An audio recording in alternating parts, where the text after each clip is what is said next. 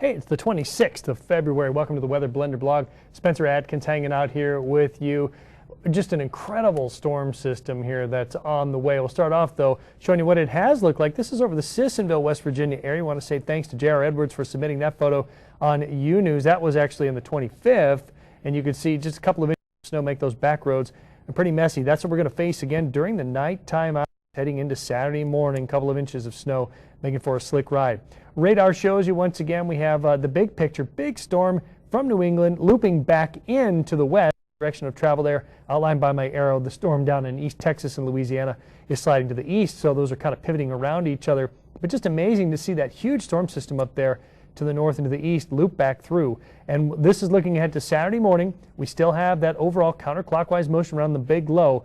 Big circle of blue up to the north. That's our big area of high pressure that's keeping those low pressures just blocked up. They can't progress to the north and to the east because of that blocking high.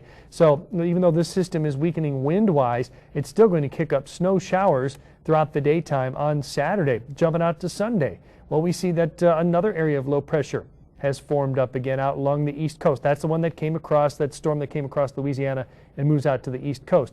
Meanwhile, our low pressure just kind of broadens. It's weakening, but it still creates a northwest flow off the Great Lakes for West Virginia, Kentucky, Ohio for passing snow showers. The blocking high is kind of elongated. Watching a new low out west, keeping our eyes on that as it rolls across Arizona, jumping out to Monday. Now that one is over Texas, and we have once again that northwesterly flow breaking down. Finally, you see a little weakening in that blocking high, and in fact, though it turns into several individual highs at the center of each one of those, and they've kind of retrograded to the west a little bit, and it is weakening that blocking high, so it's allowing low pressure to gain a little steam, a little windier up across New England, recharging that storm system for them on Monday. More snow, more wind.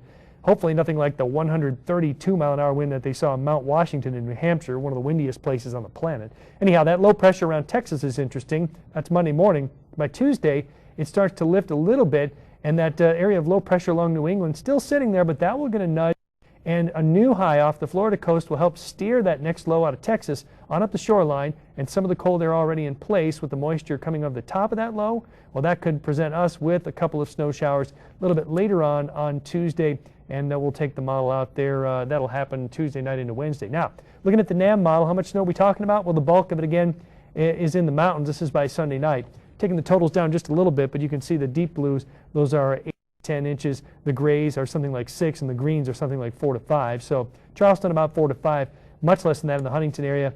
And as we go to the west, Lexington, barely anything at all. Same picture on the GFS model. The blues, again, we're talking about 8 to 10, getting into the 15-inch range in the very highest peaks of West Virginia. But the greens, the yellows, that's about 3 inches or so. Charleston to the west, and just drops off when you get into Kentucky. About 3, though, pretty common around southern Ohio. And then once again, predictor shows that we have about the same totals, 15 inches in the high country, 6 to 10 in Nicholas County through Webster County, and then Fayette County as well, 4 to 6 around Beckley, 2 to 4 around Charleston, just to about Culloden, West Virginia. Then it drops off from about there in Barbersville to about 1 to 2 in Huntington, right along the Ohio River to the west. And then it just drops off the cliff. Not much else going on beyond that. So thanks for joining us. That is the Weather Blender blog.